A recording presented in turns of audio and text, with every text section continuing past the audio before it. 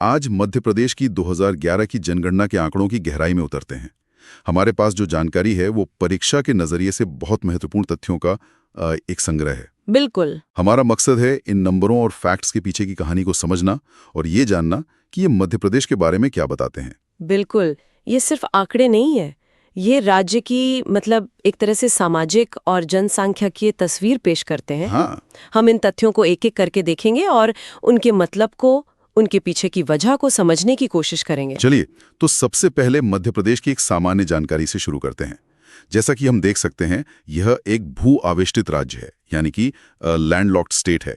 इसकी कोई समुद्री सीमा नहीं है और इसकी स्थापना 1 नवंबर 1956 को हुई थी। और क्षेत्रफल के लिहाज से ये भारत का दूसरा सबसे बड़ा राज्य है। अच्छा। जिसका कुल एरिया 3,08,252 वर्ग किलोमीटर है। वो काफी बड़ा है। हाँ, ये भारत के कुल क्षेत्रफल का लगभग 9.38% हिस्सा है। दिलचस्प बात, इसके उपनाम है भारत का दिल, सोया प्रदेश और नदियों का मायका। ये नाम ही अपने आप में बहुत कुछ बताते हैं। हाँ, ये नाम ही इसकी भौगोलिक और कृषि संबंधी पहचान को दर्शाते हैं। बिल्कुल। अब आते हैं सबसे बड़े आंकड़े पर, कुल जनसंख्या। 2011 की जनगणना के अनुसार मध्य प्रदेश की कुल आबादी थी 7,26,26,809, यानी लगभग 7.26 करोड़। हाँ, 7.25 करोड़ के आसपास। ये संख्या भारत की कुल जनसंख्या का 6% है और इस लिहाज से मध्य प्रदेश भारत में 5वें स्थान पर था। और इसमें अगर पुरुष और महिला का अनुपात देखें तो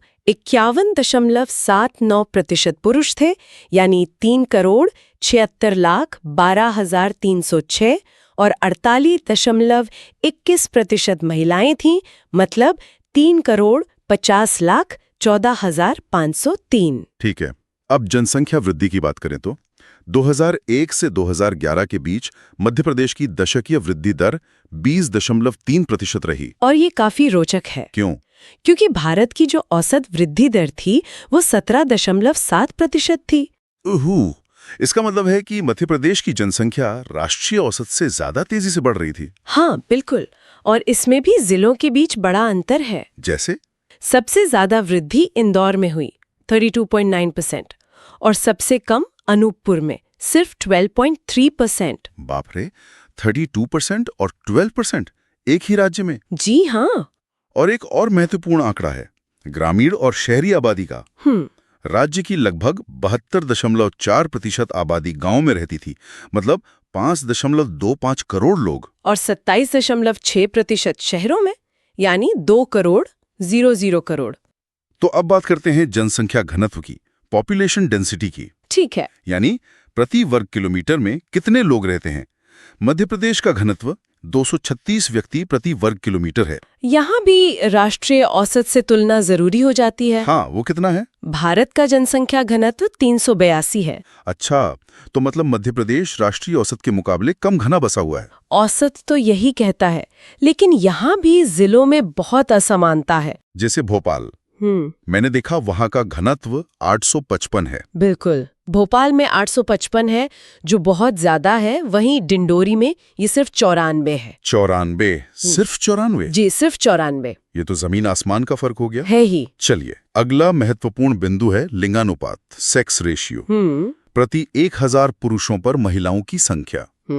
मध्य प्रदेश का लिंगानुपात 931 है और राष्ट्रीय औसत 943 है। तो यहाँ भी हम राष्ट्रीय औसत से पीछे हैं। हाँ, ये एक चिंता का विषय हो सकता है, लेकिन जिलों के आंकड़े एक मिलीजुली बहुत ही विरोधाभासी तस्वीर दिखाते हैं। वो कैसे? एक तरफ भिंड है, जहाँ ये अनुपात सिर्फ 837 है और मुरैना में 840। सिर्फ 837? ये तो बहुत ही कम है। बहुत ही कम।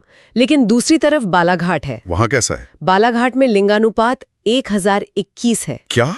1021? जी हाँ। और अलीराजपुर में 1011। इन जिलों में 1000 पुरुषों पर महिलाओं की संख्या ज्यादा है। ये तो कमाल है। मतलब एक ही राज्य में एक तरफ भिंड है और दूसरी तरफ बालाघाट। यही मध्य प्रदेश की विविधता है। शिशु लिंगानुपात की बात करें तो 0 से 6 वर्ष की आयु में ये 918 है और ये भारत के औसत के बराबर है। तो ये एक अच्छी बात है। हाँ, और यहाँ एक और पैटर्न है। ग्रामीण शिशु लिंगानुपात 923 है, जो शहरी 901 से बेहतर है। अच्छा। और इसमें जिलों में क्या स्थिति है? सबसे अच्छा अलीराजपुर में है 978 और सबसे कम एक बार फिर मुरैना में 829। ओह, मुरैना फिर से।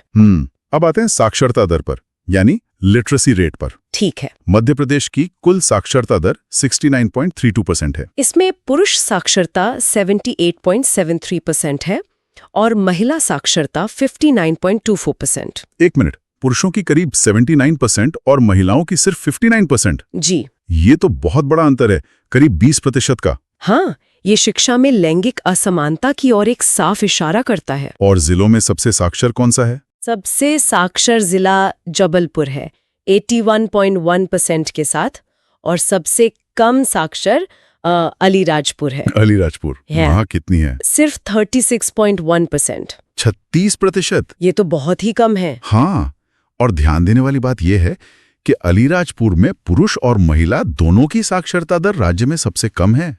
अब राज्य की एससी और एसटी जनसंख्या पर एक नजर डालते हैं। जरूर। मध्य प्रदेश में अनुसूचित जाति मतलब एससी की जनसंख्या 1.13 करोड़ है, जो राज्य की कुल आबादी का 15.6% है। और जनसंख्या के हिसाब से सबसे ज्यादा एससी आबादी इंदौर में है। लेकिन अगर हम प्रतिशत के हिसाब से देखें तो उज्जैन सबसे आगे है 26.4% के साथ। अच्छा, और सबसे कम? झाबुआ में एससी जनसंख्या और प्रतिशत दोनों ही सबसे कम है। और अब बात करते हैं अनुसूचित जनजाति यानी एसटी की। यहाँ तो मध्य प्रदेश का एक विशेष स्थान है। बिल्कुल, अनुसूचित जनजाति के मामले में मध्य प्रदेश पूरे देश में पहले स्थान पर है। मतलब देश की सर्वाधिक एसटी जनसंख्या यही निवास करती है। जी हाँ, राज्य में 1.53 करोड़ एसटी आबादी है, जो कुल जनसंख्या का 21.1% है। यानी हर 5 में से एक व्यक्ति। हाँ, सबसे ज्यादा एसटी जनसंख्या धार जिले में है, लेकिन प्रतिशत में अलीराजपुर सबसे आगे है 89% के साथ। तो 89%। इसका मतलब है कि अलीराजपुर की लगभग 90% आबादी आदिवासी है। बिल्कुल, और यहाँ की प्रमुख जनजातियां भील, गोंड और कोल हैं। चलिए, अब कुछ त्वरित और रोचक तथ्यों पर आते हैं जो संभाग यानी डिविजन्स और जिलों से जुड़े हैं। मध्य प्रदेश में कुल 10 संभाग हैं। जनसंख्या में सबसे बड़ा संभाग इंदौर है और सबसे छोटा शहडोल है। और क्षेत्रफल में? क्षेत्रफल में सबसे बड़ा जबलपुर है। लिंगानुपात के मामले में भी जबलपुर संभाग ही सबसे आगे है ना? जी, और चंबल संभाग सबसे पीछे, जिसका कारण हम समझ ही सकते हैं, भिंड और मुरैना।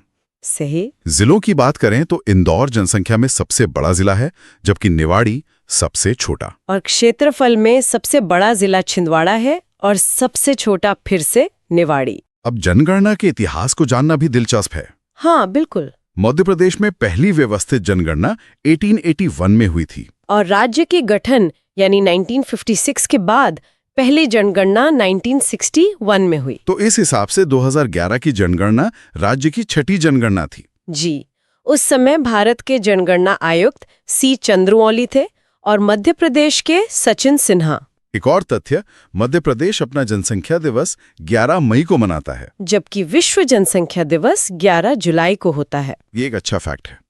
अंत में मध्य प्रदेश और भारत की एक त्वरित तुलना देख लेते हैं। ठीक है, एक क्विक रिकैप हो जाएगा। हाँ, जैसा कि हमने चर्चा की, मध्य प्रदेश की वृद्धि दर 20.3% थी, जो भारत की 17.7% से ज्यादा है। लिंगानुपात 931, जो भारत के 943 से कम है। जनघनत्व 236, जो भारत के 382 से काफी कम है। और साक्षरता 69.32%, ये भी भारत के 73% से कम है। लेकिन शिशु लिंगानुपात जो 918 है, वो भारत के बराबर है। तो ये तुलना एक नजर में राज्य की स्थिति को मतलब काफी स्पष्ट कर देती है। बिल्कुल। तो ये थी मध्य प्रदेश की 2011 की जनगणना से जुड़ी अहम जानकारी का एक सार।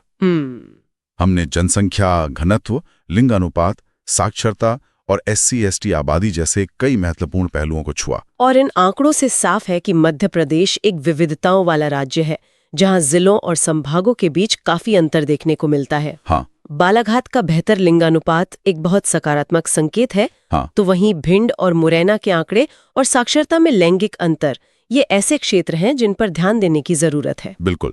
और यहाँ श्रोताओं के लिए सोचने के लिए एक सवाल छोड़ते हैं। जरूर। ये आंकड़े 2011 के हैं, यानी अब 15 साल पुराने हो चुके हैं।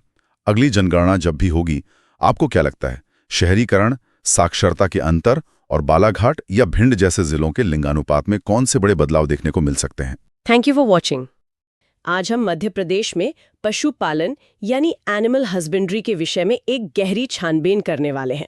हम 20वीं पशुधन जनगणना के आंकड़ों से लेकर प्रदेश की खास नस्लों और सरकारी योजनाओं तक हर पहलू को जोड़कर देखेंगे। और हमारा लक्ष्य ये जानना है कि ये आंकड़े असल में प्रदेश की अर्थव्यवस्था, खासकर ग्रामीण अर्थव्यवस्था और किसानों के लिए क्या मायने रखते हैं। बिल्कुल। तो चलिए सबसे बड़े आंकड़ों से ही शुरू करते हैं।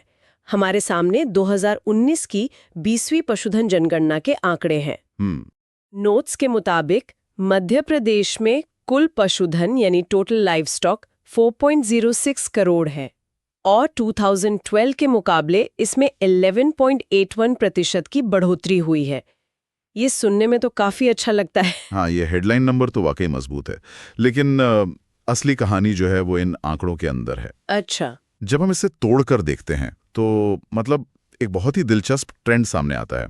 कुल पशुधन तो बढ़ा है, लेकिन प्रदेश में गायों की संख्या जो करीब 1.87 करोड़ है, उसमें असल में 10.55% की गिरावट आई है। क्या? और दूसरी तरफ भैंसों की संख्या 1.03 करोड़ पहुंच गई है, जिसमें 25.8% की जबरदस्त उछाल है। अरे, ये तो बहुत बड़ा बदलाव है। मतलब गायों की संख्या कम हो रही है और भैंसों की इतनी तेजी से बढ़ रही है। हाँ। इसका मतलब तो साफ है कि पशुपालक अब गायों के मुकाबले भैंसों को ज्यादा पसंद कर रहे हैं। क्या इसकी वजह सिर्फ दूध है? हाँ, और ये सिर्फ एक आंकड़ा नहीं है, ये प्रदेश की ग्रामीण अर्थव्यवस्था में एक बड़े बदलाव का संकेत है। भैंस के दूध में फैट कंटेंट ज्यादा होता है, जिससे डेयरी और बाजार में बेहतर कीमत मिलती है। ओके। ये दिखाता है कि पशुपालन अब सिर्फ गुजारे के लिए नहीं, बल्कि एक कमर्शियल एक्टिविटी की तरफ बढ़ रहा है। बिल्कुल, एक संगठित डेयरी उद्योग की तरफ बढ़ रहा है, जहां दूध का फैट कंटेंट और बाजार की कीमत किसान के लिए सबसे ज्यादा मायने रखती है। समझ गई। ये एक तरह से पारंपरिक पशुपालन से कमर्शियल पशुपालन की ओर एक बड़ा कदम है। बिल्कुल। और नोट्स में जिलों का भी जिक्र है कि रीवा में सबसे ज्यादा गायें हैं और मुरैना में सबसे ज्यादा भैंसें।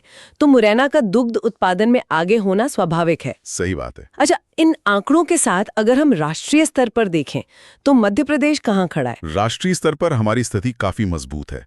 कुल पशुधन के मामले में हम देश में चौथे स्थान पर हैं। चौथा स्थान? भैंसों की संख्या में हम 5वें पर हैं, लेकिन एक श्रेणी है जिसमें हम देश में नंबर 1 पर हैं, और वो है बकरियों की संख्या। बकरियों में पहला स्थान, ये दिलचस्प है। क्या इसका कोई खास कारण है? क्या ये छोटे और सीमांत किसानों की अर्थव्यवस्था से जुड़ा है, जिनके लिए बकरी पालन एक आसान और कम लागत वाला विकल्प होता है? आपने बिल्कुल सही नस पकड़ी है। बकरी को आप जानते हैं गरीब की गाय भी कहा जाता है। हाँ। इसका पालन कम जगह और कम लागत में हो सकता है, और ये छोटे किसानों के लिए आय का एक स्थिर स्रोत बनता है। तो मध्य प्रदेश में बकरियों की संख्या में पहला स्थान होना प्रदेश की ग्रामीण और आदिवासी अर्थव्यवस्था की मजबूती को दिखाता है। और गौवंश यानी गायों की कुल संख्या में हमारी क्या स्थिति है? संख्या भले ही कम हुई हो, लेकिन मैंने सुना है कि हम फिर भी टॉप पर हैं। हाँ, ये एक जरूरी बात है। 10-55% की कमी के बावजूद गौवंश की कुल संख्या के मामले में मध्य प्रदेश आज भी देश में पहले स्थान पर है। अच्छा। और देश के कुल गौवंश का 10.27% हिस्सा हमारे पास है। शायद इसी बड़ी संख्या का नतीजा है कि हम दुग्ध उत्पादन में देश में 30वें स्थान पर हैं। ये उपलब्धि तो है, लेकिन यहाँ एक सवाल मेरे मन में आता है। पूछिए। क्या हम प्रति पशु दुग्ध उत्पादन यानी यील्ड पर एनिमल में भी आगे हैं, या ये तीसरा स्थान सिर्फ हमारी बड़ी पशु संख्या का नतीजा है? क्योंकि असली कुशलता तो यील्ड में दिखती है। ये बहुत ही जायज सवाल है। देखिए, ये सच है कि हमारा तीसरा स्थान काफी हद तक हमारी विशाल पशु संख्या की वजह से है। प्रति पशु उत्पादकता के मामले में पंजाब और हरियाणा जैसे राज्य हमसे आगे हैं, लेकिन सरकार अब इसी दिशा में काम कर रही है। नस्ल सुधार और बेहतर पोषण के जरिए यील्ड बढ़ाने पर जोर दिया जा रहा है, जिसकी चर्चा हम आगे करेंगे। तो ये साफ है कि संख्या के खेल में हम मजबूत हैं, लेकिन अब गुणवत्ता पर ध्यान देना होगा। और जब गुणवत्ता की बात आती है तो इन आंकड़ों के पीछे कुछ खास नस्लें भी हैं जो प्रदेश की असली पहचान है। बिल्कुल। इनमें सबसे प्रमुख कौन सी हैं? देखिए, नोट्स में 2 स्थानीय नस्लों पर खास जोर दिया गया है। एक है निमाड़ी और दूसरी मालवी। निमाड़ी? हाँ, निमाड़ी जैसा कि नाम से ही पता चलता है, ये नर्मदा घाटी के निमाड़ क्षेत्र मतलब खरगोन खंडवा में पाई जाती है। ये एक अच्छी दुधारू नस्ल मानी जाती है और अपनी इसी खूबी की वजह से इसे निमाड़ की रानी भी कहते हैं। और मालवी नस्ल, वो तो शायद मालवा के पठार की शान है। बिल्कुल। मालवी नस्ल मालवा और ग्वालियर के इलाकों में मिलती है। ये मुख्य रूप से बोझा ढोने के काम आती है, जिसे हम ड्राफ्ट ब्रीड कहते हैं। अच्छा। इसकी पहचान इसकी काली गर्दन और खाकी रंग के शरीर से होती है। ये दोनों नस्लें सदियों से प्रदेश की कृषि व्यवस्था की रीढ़ रही हैं। और इन्हीं नस्लों के संरक्षण के लिए प्रजनन केंद्र भी हैं। जैसे नोट्स में एक ट्रिक भी है इसे याद रखने की। हाँ, मैंने देखी थी। आगर का माल खरगोन का रोड़ा। बिल्कुल। मतलब आगर में मालवी नस्ल का और खरगोन के रोड़िया में निमाड़ी नस्ल का प्रजनन केंद्र है। ये तो सच में काम की ट्रिक है ना? हाँ, लेकिन इन दोनों के अलावा एक प्रजाति ऐसी भी है जिसे अब अंतर्राष्ट्रीय पहचान मिल चुकी है, कड़कनाथ। हाँ, कड़कनाथ तो मध्य प्रदेश का असली गौरव है। ये मुख्य रूप से झाबुआ, अलीराजपुर और धार के आदिवासी क्षेत्रों का कह सकते हैं कि काला सोना है। इसकी खासियत को देखते हुए इसे 2018 में जीआई टैग यानी जियोग्राफिकल इंडिकेशन टैग भी दिया गया था। जीआई टैग, ये शब्द हम बहुत सुनते हैं। आसान भाषा में इसका मतलब क्या है और ये झाबुआ के किसानों के लिए क्या मायने रखता है? बहुत अच्छा सवाल है। जीआई टैग एक तरह का कॉपीराइट है जो किसी खास भौगोलिक क्षेत्र के उत्पाद को दिया जाता है। ओके। इसका मतलब है कि कड़कनाथ की पहचान अब कानूनी तौर पर झाबुआ, अलीराजपुर, धार क्षेत्र से जुड़ गई है। कोई और देश या राज्य अपने मुर्गे को कड़कनाथ कहकर नहीं बेच सकता। तो इससे किसानों को उनके उत्पाद की एक प्रीमियम कीमत मिलती है। बिल्कुल, और उस इलाके की धरोहर की गारंटी भी होती है। और इसकी सबसे बड़ी खासियत तो इसका काला मांस है, जिसे काला मांसी भी कहते हैं, है ना? बिल्कुल। और इसकी जो सबसे खास बात है वो है इसका काला मांस। लोकल भाषा में लोग इसे काला मांसी बुलाते हैं। ये सिर्फ दिखने में अनोखा नहीं है, बल्कि ये प्रोटीन से भरपूर और फैट और कोलेस्ट्रॉल में बहुत कम होता है। इसीलिए इसे सेहत के लिए बहुत फायदेमंद माना जाता है। ये एक पूरी तरह से स्वदेशी प्रजाति है जो मध्य प्रदेश के लिए वाकई गर्व की बात है। तो ये नस्लें प्रदेश के अलग अलग हिस्सों में फैली हैं। हाँ। इसका असर पशुओं के घनत्व यानी लाइवस्टॉक डेंसिटी पर भी पड़ता होगा? हाँ, बिल्कुल। अगर हम पूरे राज्य का औसत देखें तो ये 105 पशु प्रति वर्ग किलोमीटर है, लेकिन जिलों के बीच इसमें जमीन आसमान का अंतर है। अच्छा। सबसे ज्यादा घनत्व झाबुआ में है, 203 पशु प्रति वर्ग किलोमीटर। 203? हाँ। ये तो राज्य के औसत से लगभग 2 गुना है। इसका कारण कड़कनाथ जैसे छोटे आकार के पशुओं का ज्यादा होना और वहाँ की पारंपरिक पशुपालन संस्कृति हो सकती है। हो सकता है। और सबसे कम घनत्व कहाँ है? सबसे कम घनत्व होशंगाबाद में दर्ज किया गया है, सिर्फ 45 पशु प्रति वर्ग किलोमीटर। सिर्फ 45? होशंगाबाद में इतना कम होना थोड़ा हैरान करता है। क्या इसका कारण वहाँ के बड़े जंगल जैसे सतपुड़ा टाइगर रिजर्व का होना है, या फिर वहाँ बड़े पैमाने पर मशीनी खेती का चलन ज्यादा है? दोनों ही बातें सही हैं। होशंगाबाद का एक बड़ा हिस्सा वन क्षेत्रों और संरक्षित क्षेत्रों में आता है। साथ ही यह प्रदेश का एक प्रमुख कृषि क्षेत्र है, जहां बड़े फार्म हैं और खेती में मशीनों का इस्तेमाल ज्यादा होता है।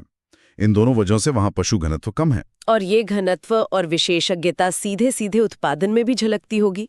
तो उत्पादन के मुख्य केंद्र कौन कौन से जिले हैं? बिल्कुल। अगर हम टॉप उत्पादक जिलों को देखें तो तस्वीर साफ हो जाती है। दुग्ध उत्पादन में, जैसा हमने पहले भी बात की, मुरैना और श्योपुर सबसे आगे हैं। और इसे याद रखने के लिए नोट्स में एक बड़ी मजेदार ट्रिक भी है। कौन सी? मोर दूध पीता है। अरे वाह, मोर से मुरैना जो दूध में नंबर 1 है, ये तो कभी नहीं भूलेगा। बिल्कुल। और बाकी उत्पादों का क्या? मांस उत्पादन में राजधानी भोपाल टॉप पर है। अंडे के उत्पादन में जबलपुर का पहला स्थान है, जो इसे पोल्ट्री का एक बड़ा हब बनाता है। अच्छा। और इसके लिए भी एक ट्रिक है, जब अंडे गिरेंगे तब ऑमलेट बनेगा। यानी जबलपुर अंडे। हाँ। और अगर ऊन की बात करें तो शिवपुरी जिला सबसे बड़ा उत्पादक है। शिवपुरी और ऊन, इसे याद रखने का भी कोई तरीका है क्या? हाँ, बिल्कुल है। शिवजी जाड़े में ऊन पहनते हैं। हाँ, यानी शिवपुरी ऊन उत्पादन में सबसे आगे है। ये तो मानना पड़ेगा। ये ट्रिक्स कमाल की हैं। इनसे ये आंकड़े दिमाग में बैठ जाते हैं। हाँ, तो हमने देखा कि अलग अलग जिले अलग अलग उत्पादों के केंद्र हैं, लेकिन इन केंद्रों को चलाने और समर्थन देने के लिए एक संस्थागत ढांचा भी तो चाहिए होगा। निश्चित रूप से। और इस दिशा में प्रदेश में काफी पहले से काम हो रहा है। 1982 में राज्य पशुधन एवं कुक्कुट विकास निगम की स्थापना हुई। फिर गायों के संरक्षण और संवर्धन पर विशेष ध्यान देने के लिए 1995 में गौ सेवा आयोग बनाया गया और 1999 में मध्य प्रदेश मत्स्य महासंघ की स्थापना हुई, जिसका मकसद मछली पालन को एक उद्योग के तौर पर विकसित करना है। इन संस्थाओं के अलावा मध्य प्रदेश ने कुछ ऐसी पहल भी की हैं जो देश में या शायद दुनिया में भी अपनी तरह की पहली हैं, जैसे आगर मालवा का गौ अभयारण्य। हाँ, आगर मालवा की सलारिया गांव में बना कामधेनु गौ अभयारण्य दुनिया का पहला गौ अभयारण्य है। दुनिया का पहला? जी, ये बेसहारा और बीमार गायों के लिए एक विशाल और सुरक्षित आश्रय है। लेकिन इससे भी ज्यादा क्रांतिकारी एक और पहल है जो भोपाल के भदभदा में हुई है। देश की पहली सेक्स सॉर्टेड सीमन प्रयोगशाला। सेक्स सॉर्टेड सीमन, ये सुनने में बहुत तकनीकी लगता है। ये असल में है क्या और इससे किसान को क्या फायदा होता है? ये एक आधुनिक तकनीक है जिससे यह सुनिश्चित किया जा सकता है कि गर्भाधान के बाद केवल मादा बछिया ही पैदा हो। अच्छा। आप जानते हैं कि डेयरी उद्योग में नर पशुओं का उतना महत्व नहीं होता और वे अक्सर आवारा छोड़ दिए जाते हैं। सही बात है। इस तकनीक से दूध देने वाली मादा पशुओं की संख्या बढ़ती है, जिससे दूध उत्पादन में तेजी आती है और आवारा पशुओं की समस्या भी कम होती है। ये पशुपालन के क्षेत्र में एक गेम चेंजर है। ये तो सच में क्रांतिकारी है। लेकिन क्या ये तकनीक आम किसान तक पहुंच पा रही है या अभी ये सिर्फ सरकारी केंद्रों तक ही सीमित है? अभी ये शुरुआती चरण में है, लेकिन सरकार इसे सहकारी समितियों और निजी डेयरियों के माध्यम से किसानों तक पहुंचाने की कोशिश कर रही है। इसका असर दिखने में कुछ साल लगेंगे, लेकिन ये भविष्य की दिशा तय करेगा। इनके अलावा नंदीशाला योजना और गोपाल पुरस्कार जैसी योजनाएं भी जमीनी स्तर पर काम कर रही हैं। हाँ, इनके बारे में भी मैंने पढ़ा था। नंदीशाला योजना देशी नस्ल के सांडों के जरिए नस्ल सुधार पर केंद्रित है और गोपाल पुरस्कार मध्य प्रदेश को अक्सर टाइगर स्टेट कहा जाता है। ये टैग सुनकर ऐसा लगता है कि बस यहाँ हर तरफ बाघ ही बाघ हैं। हाँ, एक इमेज तो यही बनती है। लेकिन हमारे पास जो स्रोत हैं वो एक कहीं ज्यादा गहरी और दिलचस्प कहानी बताते हैं। तो आज हम जरा खोद कर देखते हैं कि इस टाइगर स्टेट टैग के पीछे की असलियत क्या है। बिल्कुल, ये कहानी सिर्फ बाघों की नहीं है, बल्कि संरक्षण के एक पूरे इकोसिस्टम की है, जिसमें अनोखे जानवर, ऐतिहासिक जंगल और कुछ बहुत ही साहसिक प्रयोग शामिल हैं। तो चलिए मध्य प्रदेश के जंगलों की इस दुनिया को समझना शुरू करते हैं। और ये सफर अगर आंकड़ों से शुरू हो तो कहानी और भी दिलचस्प हो जाती है, क्योंकि ये आंकड़े सिर्फ नंबर नहीं है। ये दशकों की मेहनत का नतीजा है। सही कहा। हमारे स्रोतों के मुताबिक यहाँ 11 राष्ट्रीय उद्यान, 24 अभयारण्य और 3 बायोस्फीयर रिजर्व हैं, और ये सब एक बहुत ही मजबूत कानूनी ढांचे के तहत काम करते हैं। वन्य जीव संरक्षण अधिनियम, जी, जो यहाँ 1974 से लागू है। तो ये संख्याएं ही बताती हैं कि संरक्षण को यहाँ कितनी गंभीरता से लिया गया है। और जब भी संरक्षण की बात होती है तो प्रोजेक्ट टाइगर का नाम तो सबसे पहले आता है। मध्य प्रदेश में 6 राष्ट्रीय उद्यान और एक अभयारण्य इसके तहत आते हैं। हाँ, 1974 में कान्हा किसली से इसकी शुरुआत हुई थी। फिर पेंच, बांधवगढ़, पन्ना, सतपुड़ा और संजय डुबरी भी इसमें शामिल हो गए। और रातापानी अभयारण्य को भी शामिल करने का प्रस्ताव है। ये दिखाता है कि बाघों के संरक्षण पर कितना व्यवस्थित तरीके से ध्यान दिया गया है। और इन सब में कान्हा किसली का स्थान तो बहुत ही खास है। कान्हा हर लिहाज से एक पायोनियर है। मंडला और बालाघाट जिलों में फैला है ना? हाँ, प्रदेश का सबसे बड़ा राष्ट्रीय उद्यान भी है। बिल्कुल, 940 वर्ग किलोमीटर में फैला हुआ। ये 1955 में प्रदेश का पहला राष्ट्रीय उद्यान बना और 1974 में पहला टाइगर प्रोजेक्ट भी यहीं शुरू हुआ। और सबसे दिलचस्प बात, ये भारत का पहला टाइगर रिजर्व है जिसने अपना शुभंकर यानी मैस्कॉट जारी किया। हाँ, भूरसिंह बारासिंघा। यही बात मुझे अनोखी लगी। एक टाइगर रिजर्व अपने मैस्कॉट के लिए बाघ को क्यों नहीं चुनेगा? बारासिंघा ही क्यों? क्योंकि भूरसिंह कान्हा की असल जीत का प्रतीक है। कान्हा में ब्रैडरी प्रजाति का बारासिंघा पाया जाता है जो एक वक्त पर विलुप्त होने की कगार पर था। और ये पूरी दुनिया में सिर्फ यहीं मिलता है। सिर्फ यहीं। कान्हा के मैनेजमेंट ने दशकों तक मेहनत करके इसे बचाया है। तो बारासिंघा को शुभंकर बनाना ये दिखाता है कि कान्हा सिर्फ बाघों का घर नहीं है, उसने एक ऐसी प्रजाति को बचाया है जिसे पूरी दुनिया शायद खो चुकी होती। वाह, ये तो बहुत बड़ी उपलब्धि है। यहाँ की हालों और बंजर घाटी की खूबसूरती भी देखने लायक है। तो कान्हा के बाद बांधवगढ़ और पेंच की अपनी अलग पहचान है। बांधवगढ़ जो उमरिया में है वो बाघों के घनत्व के लिए प्रसिद्ध है। हाँ, हर 8 वर्ग किलोमीटर में एक बाघ। मतलब बाघों को देखने की संभावना बहुत ज्यादा है, बहुत ज्यादा। ये 32 पहाड़ियों से घिरा है और यहाँ 2000 साल पुराना एक किला भी है। इसे सफेद शेरों की भूमि भी कहा जाता है। लेकिन आज वहाँ सफेद शेर क्यों नहीं दिखते? ये एक ऐतिहासिक तथ्य है, दुनिया का पहला सफेद बाघ मोहन यहीं के जंगल से पकड़ा गया था। आज दुनिया में जितने भी सफेद बाघ हैं वो उसी के वंशज हैं। अच्छा। लेकिन ये समझना जरूरी है कि सफेद रंग एक जेनेटिक म्यूटेशन है, कोई अलग प्रजाति नहीं। उन्हें चिड़ियाघरों में ब्रीड कराया गया, पर प्राकृतिक रूप से जंगल में अब वो नहीं पाए जाते। तो बांधवगढ़ की कहानी ताकत और संघर्ष की है, तो पेंच की कहानी कल्पना और रोमांच की है। सिवनी और छिंदवाड़ा में स्थित है ये पार्क। और इसका नाम सुनते ही हम सबके बचपन की यादें ताज़ा हो जाती हैं। The jungle book, Rudyard Kipling की मशहूर किताब। हाँ, उस किताब की दुनिया असल में पेंच का ही जंगल है। मोगली, बघीरा, शेर खान, ये सब किरदार इसी जंगल की देन है। इसीलिए तो वहां मोगली लैंड भी बनाया गया है। ये तो कमाल की बात है। बिल्कुल, ये इस बात का बेहतरीन उदाहरण है कि कैसे एक जंगल हमारी संस्कृति और साहित्य का हिस्सा बन सकता है। तो हमने बाघों की दुनिया देख ली। अब अगर जैव विविधता की बात करें तो पन्ना और सतपुड़ा का नाम आता है। हाँ, और दोनों की अपनी अपनी खासियतें हैं। पन्ना राष्ट्रीय उद्यान जो पन्ना छतरपुर में है, उसके बीच से केन नदी गुजरती है और यहाँ प्रदेश का एकमात्र रेप्टाइल पार्क है। और जंगली भैंसों की सबसे ज्यादा संख्या भी यहीं है। वही दूसरी तरफ होशंगाबाद में सतपुड़ा राष्ट्रीय उद्यान है, जहाँ प्रदेश की सबसे ऊंची चोटी धूपगढ़ मौजूद है। सतपुड़ा की एक और खासियत है जो उसे बाकी टाइगर रिजर्व से अलग करती है। Walking safari. बिल्कुल, आप पैदल चलकर जंगल का अनुभव कर सकते हैं। ये एक बिल्कुल अलग अनुभव है। और यहाँ कृष्णमृग या ब्लैक बग भी बड़ी संख्या में पाए जाते हैं। जी। अब एक ऐसे पार्क की बात करते हैं जो आजकल अंतर्राष्ट्रीय सुर्खियों में है। कूनो पालपुर, श्योपुर जिले में है ये। हाँ, कूनो इस वक्त भारत में संरक्षण के सबसे बड़े और महत्वाकांक्षी प्रयोग का केंद्र बना हुआ है। 2018 में इसे राष्ट्रीय उद्यान का दर्जा मिला। यहाँ गुजरात के गिर से एशियाई शेरों को लाने की बात चल रही थी। और अफ्रीका से चीतों को भी। चीतों को तो लाया भी जा चुका है। यही मेरा अगला सवाल था। जब हमारे पास अपने बाघ और शेर हैं, तो अफ्रीका से चीते लाने की जरूरत क्यों पड़ी? क्योंकि चीता भारत के मैदानी इलाकों के इकोसिस्टम का एक बहुत जरूरी हिस्सा था, जो 1952 में विलुप्त घोषित कर दिया गया। अच्छा। तो इस परियोजना का लक्ष्य सिर्फ एक जानवर को वापस लाना नहीं है, बल्कि उस पूरे ग्रासलैंड इकोसिस्टम को फिर से जीवित करना है। कूनो नदी इस क्षेत्र की जीवन रेखा है। और यहाँ सहरिया जनजाति का निवास भी है। जी। अब जरा इतिहास के पन्नों को पलटते हैं।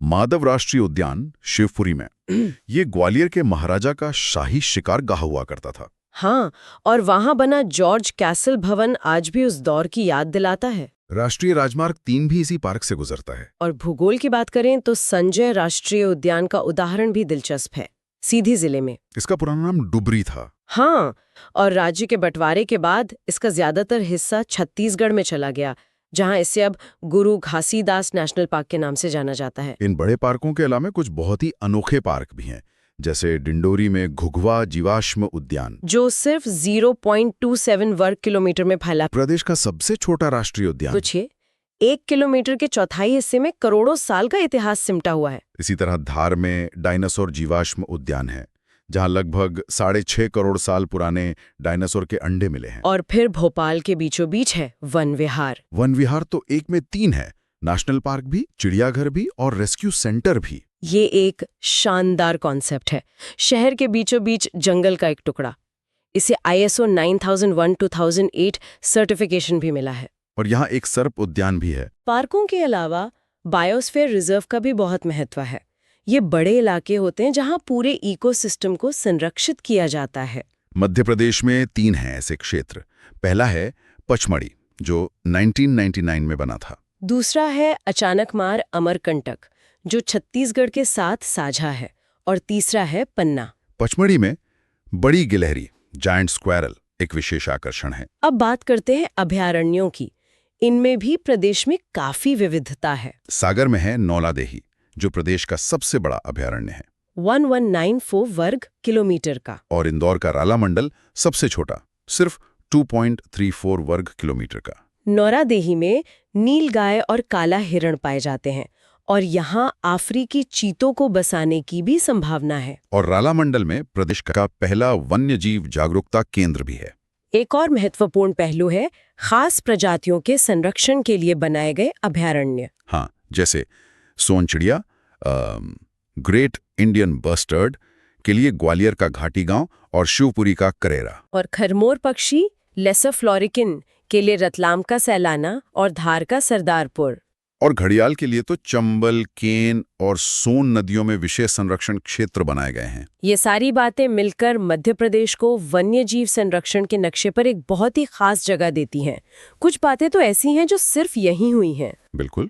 जैसे दुनिया की पहली व्हाइट टाइगर सफारी सतना के मुकुंदपुर में शुरू हुई। दुनिया का एकमात्र गौ अभयारण्य आगर मालवा में है। और ये देश का पहला राज्य है जिसने 1970 में ही वनों का 100% राष्ट्रीयकरण कर दिया था। ये बहुत बड़ा नीतिगत कदम था। तो चलिए एक बार जल्दी से मुख्य राष्ट्रीय उद्यानों को दोहरा लेते हैं। कान्हा किसली अपने शुभंकर भूर सिंह के लिए प्रसिद्ध, बांधवगढ़, सफेद शेर और सबसे ज्यादा बाघ घनत्व, पेंच, मोगली लैंड की असली जमीन, पन्ना, प्रदेश का एकमात्र रेप्टाइल पार्क, सतपुड़ा, धूपगढ़ चोटी और पैदल सफारी, कूनो, गिर के शेर और अफ्रीकी चीतों का नया घर, माधव, शाही शिकारगाह और जॉर्ज कैसल भवन, वन विहार, भोपाल शहर के बीच ISO प्रमाणित पार्क। और फॉसिल पार्क जो प्रदेश का सबसे छोटा उद्यान है। हम्म तो ये थी मध्य प्रदेश की वन्यजीव धरोहर की एक झलक। मध्य प्रदेश, जिसे भारत का दिल भी कहते हैं, यहाँ यूनेस्को द्वारा मान्यता प्राप्त 3 विश्व धरोहर स्थल हैं। जी, 3 मुख्य स्थल हैं। ये हैं खजुराहो, सांची और भीमबेटका। और सबसे मजेदार बात यह है कि ये तीनों जगह हमें इतिहास के 3 बिल्कुल अलग-अलग दौर में ले जाती हैं। अच्छा। हाँ, एक हमें हजारों साल पहले आदि मानव के जीवन में झांकने का मौका देती है, दूसरी हमें सम्राट अशोक के समय की शांति और आध्यात्म से जोड़ती है, और तीसरी मध्यकाल की कला और दर्शन की ऊंचाइयों को दिखाती है। तो ये सिर्फ एक यात्रा नहीं, बल्कि समय में एक सफर होने वाला है। क्या बात है। तो फिर इस सफर की शुरुआत हम सबसे पुराने पड़ाव से करते हैं, जहां ना कोई मंदिर था, ना कोई स्तूप, बस इंसान थे और उनकी कला। हम चल रहे हैं भीमबेटका की गुफाओं में। बिल्कुल सही।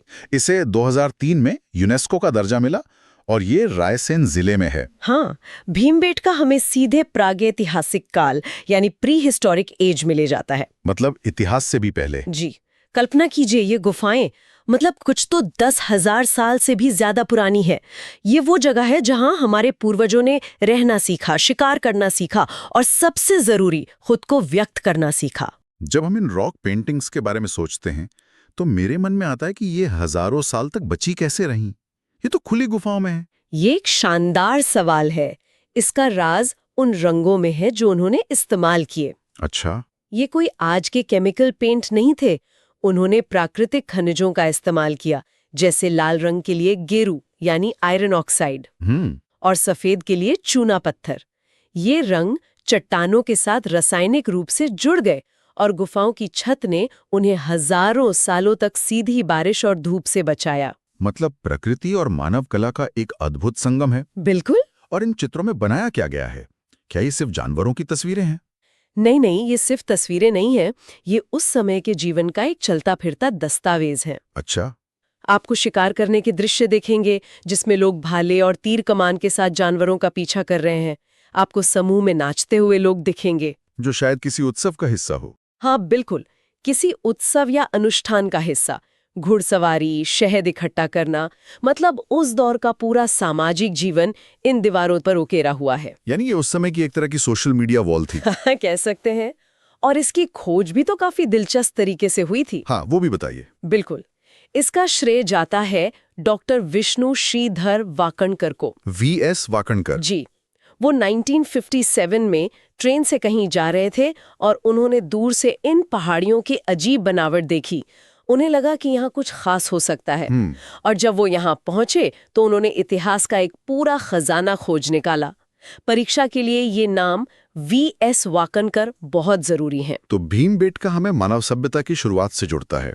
अब समय में थोड़ा आगे बढ़ते हैं। चलिए। उस दौर में जब इंसान ने बस्तियां बना ली थी और बड़े बड़े साम्राज्य खड़े हो रहे थे।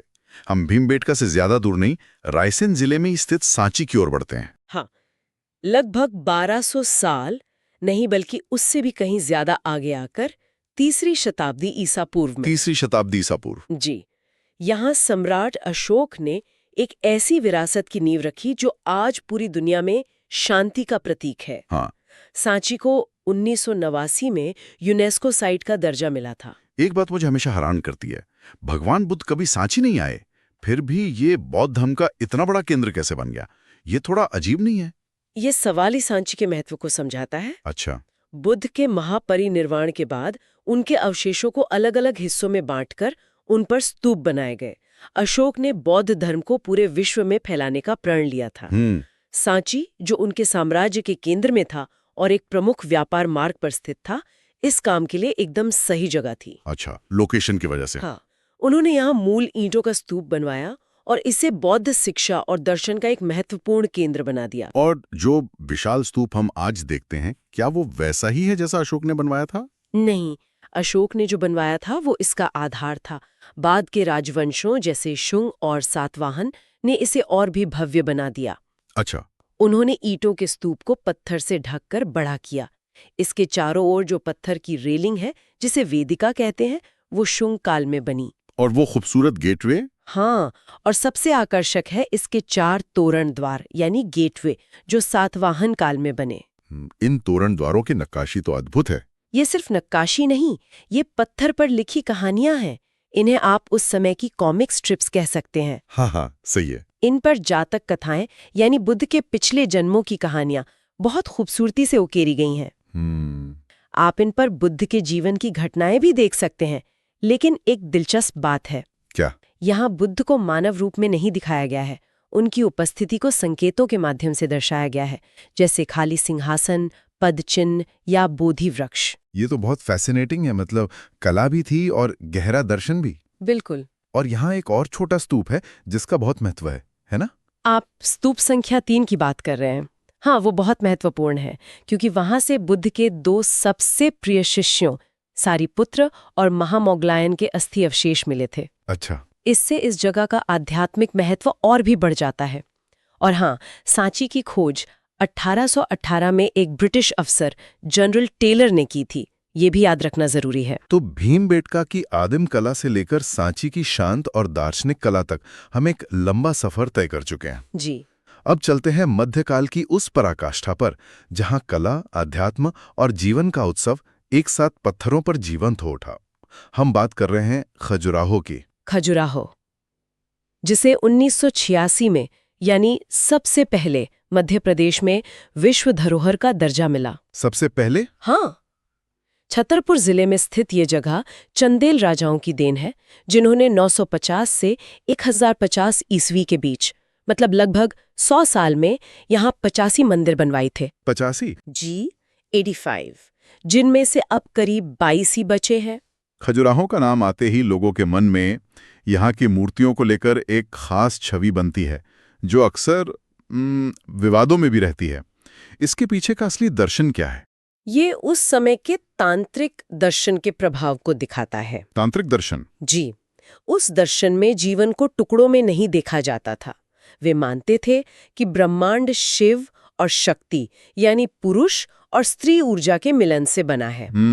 इसलिए भौतिक प्रेम और सांसारिक जीवन को भी आध्यात्मिक यात्रा का एक महत्वपूर्ण हिस्सा माना जाता था। उसे त्यागा नहीं जाता था। ये मूर्तियां सिर्फ कला नहीं, बल्कि एक गहरा दार्शनिक संदेश है कि जीवन के हर पहलू में दिव्यता है। बिल्कुल। इसीलिए शायद इसे पाषाण पर लिखी कविता यानी पोएट्री इन स्टोन कहते हैं। सही। इन मंदिरों की बनावट में भी कुछ खास है, जैसे नागर शैली और पंचायतन शैली। ये क्या होती है? हाँ, ये मंदिर नागर शैली में बने हैं, जिसकी पहचान ऊंचे पतले शिखर होते हैं, जैसे कोई पर्वत चोटी आसमान को छू रही हो। अच्छा। ये उत्तर भारत के मंदिरों की खासियत है। और पंचायतन शैली? पंचायतन? हाँ, इसको समझना तो और भी आसान है। सोचिए कि एक मुख्य देवता बीच के मुख्य मंदिर में बैठे हैं और उनके 4 सहायक देवता चारों कोनों के छोटे मंदिरों में हैं। अच्छा, एक मुख्य और 4 सहायक। जी, मंदिरों का ये पूरा समूह मिलकर एक पंचायत जैसा लगता है। यही पंचायतन शैली है। वाह, ये तो बहुत सरल तरीके से समझ आ गया। हाँ, यहाँ के मंदिरों को 3 समूहों में बांटा गया है ना? जी। सबसे प्रमुख है पश्चिमी समूह, जहाँ सबसे बड़ा और सबसे भव्य मंदिर कंदरिया महादेव मंदिर स्थित है। लक्ष्मण मंदिर और 64 योगिनी मंदिर भी यही हैं। फिर आता है पूर्वी समूह, जो मुख्य रूप से जैन मंदिरों के लिए जाना जाता है। यहाँ पार्श्वनाथ, आदिनाथ और घंटाई मंदिर हैं। मतलब हिंदू और जैन मंदिर साथ साथ? जी, जो उस समय की धार्मिक सहिष्णुता का प्रतीक है। और तीसरा है दक्षिणी समूह, जहां दूल्हा देव और चतुर्भुज मंदिर है। तो ये थे हमारे 3 मुख्य स्थल, भीमबेटका, सांची, खजुराहो। जी। लेकिन मध्य प्रदेश में धरोहरों का खजाना यहीं खत्म नहीं होता। कुछ और भी जगहें हैं जो यूनेस्को की अस्थायी सूची यानी टेंटेटिव लिस्ट में है। बिल्कुल, और इस सूची में होना भी एक बहुत बड़ी बात है।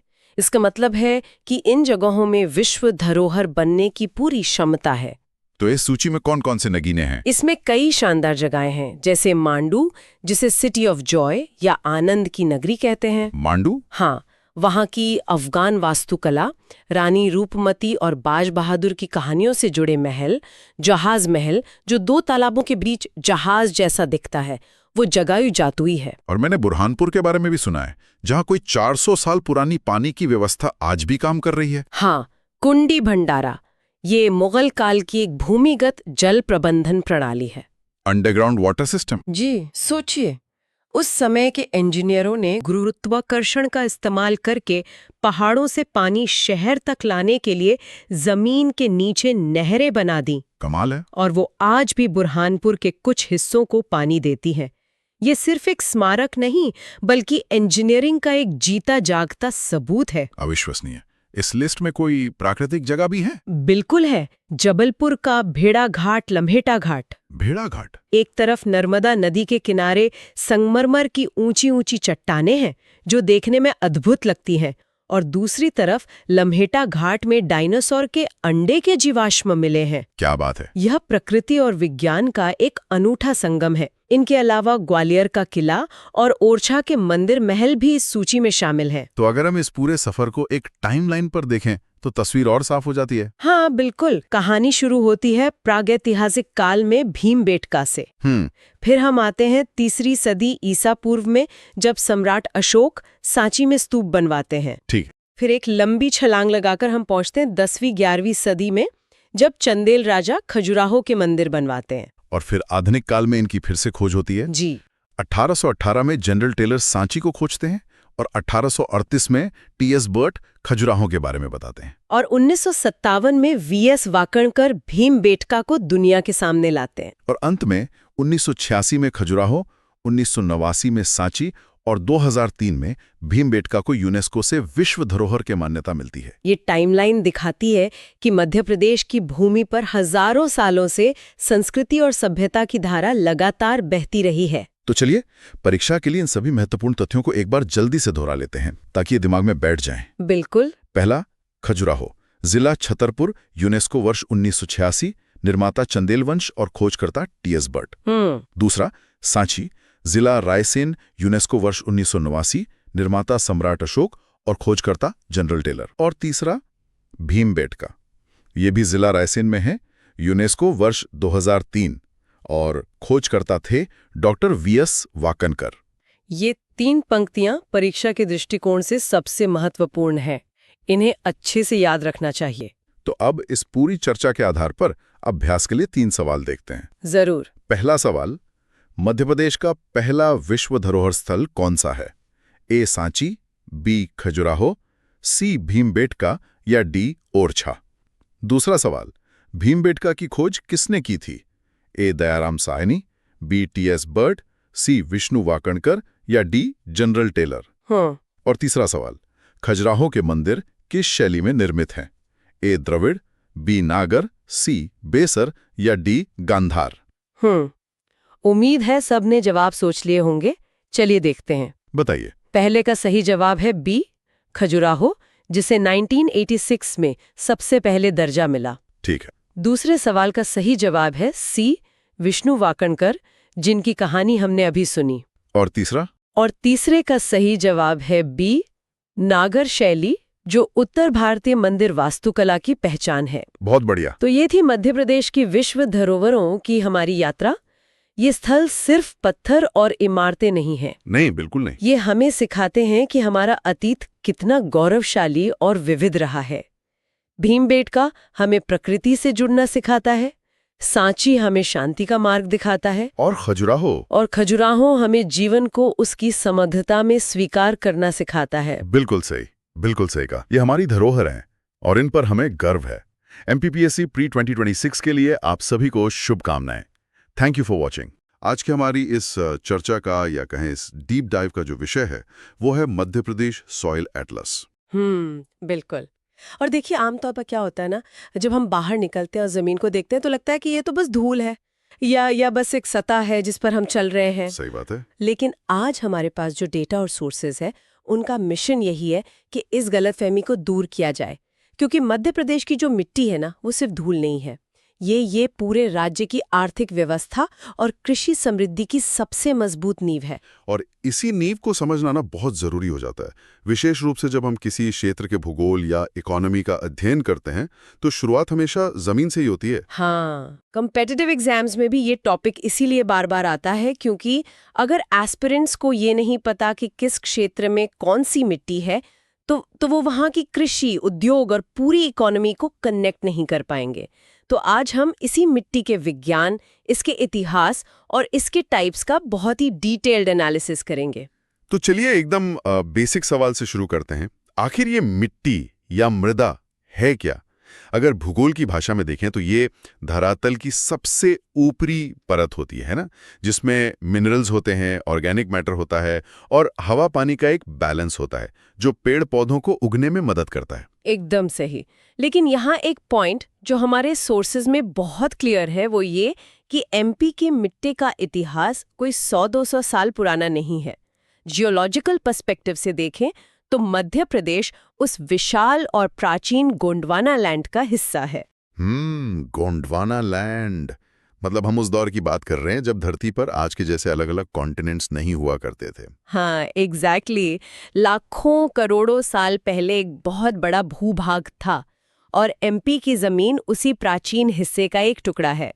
और इसी वजह से हमारे डेटा में एक बहुत ही रोचक कॉन्सेप्ट आता है जिसे प्रौढ़ मृदा यानी मैच्योर सॉइल कहा गया है। ये मैच्योर सॉइल वाला कॉन्सेप्ट मुझे सच में बड़ा इंटरेस्टिंग लगा। मतलब हम इंसानों के लिए मैच्योर वर्ड यूज करते हैं कि भाई समय के साथ इंसान मैच्योर हो गया, पर एक मिट्टी का मैच्योर होना है, ये क्या प्रोसेस है? देखिए, इसका सिंपल सा मतलब ये है कि ये मिट्टी कल रात में या कुछ सालों में नहीं बनी है। इसका निर्माण हजारों लाखों सालों की एक बहुत ही धीमी और कंटिन्यूअस नेचुरल प्रोसेस से हुआ है। नदियां बहती रहीं, मौसम बदलते रहे और वो जो प्राचीन चट्टानें थीं वो धीरे धीरे टूटकर मिट्टी में बदलती रहीं।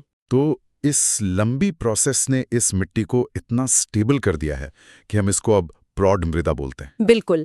जब वेदरिंग यानी चट्टानों के टूटने की प्रोसेस लाखों सालों तक चलती है तो मिट्टी अपनी अल्टीमेट सबसे स्टेबल स्टेट में पहुंच जाती है। यही कारण है कि एमपी की मिट्टी एग्रीकल्चर के लिए इतनी अनुकूल है। क्या बात है। अब अगर हम इस बड़े से राज्य में सॉइल्स के क्लासिफिकेशन को देखें तो डेटा के हिसाब से मेनली 5 तरह की मिट्टियां यहाँ मिलती हैं। हाँ, 5 टाइप्स हैं। जिसमें लाल पीली मिट्टी लगभग 18.30% है, जलोढ़ मिट्टी करीब 3% है, लेटरेट मिट्टी 4% है और कुछ हिस्सों में मिश्रित मिट्टी भी है। लेकिन इन सब के बीच जो अनडिस्प्यूटेड किंग है, जो सबसे बड़ा हिस्सा है, वो है काली मिट्टी। काली मिट्टी, जी हाँ। और ये कोई छोटा मोटा एरिया नहीं है। काली मिट्टी पूरे मध्य प्रदेश के 47.6% हिस्से को कवर करती है। लगभग आधा राज्य। हाँ, लगभग आधा एमपी। अगर एरिया वाइज देखें तो ये करीब 5 लाख 10 लाख एकड़ जमीन होती है। इतने बड़े स्केल पर इसका होना ही एमपी को एक एग्रीकल्चर डोमिनेटेड स्टेट बनाता है। लोकली इसको लोग अलग अलग नामों से बुलाते हैं, जैसे रेगोर या कन्हार। रेगोर और कनार, राइट। और इसका जो निर्माण है उसके पीछे की जियोलॉजिकल कहानी बड़ी जबरदस्त है, जिसे हम डेक्कन ट्रैप कहते हैं। डेक्कन ट्रैप की फॉर्मेशन बहुत फैसिनेटिंग है। इमेजिन कीजिए, आज से करोड़ों साल पहले इस पूरे रीजन में बहुत बड़े पैमाने पर वॉल्केनिक इरप्शंस हो रहे थे। उन ज्वालामुखियों से जो लावा निकला वो एक बहुत बड़े इलाके में फैल गया। फिर वो ठंडा हुआ होगा। बिल्कुल। सदियों तक जब वो लावा धीरे धीरे ठंडा हुआ तो उसने बहुत ही सॉलिड बेसाल्ट चट्टानों का रूप ले लिया। फिर लाखों सालों तक बारिश, हवा और नदियों ने उन बेसाल्ट चट्टानों को तोड़ा और घिसा। उसी इरोजन का रिजल्ट है आज की ये काली मिट्टी। तो ये बेसिकली प्राचीन लावा का ही बचा हुआ रूप है।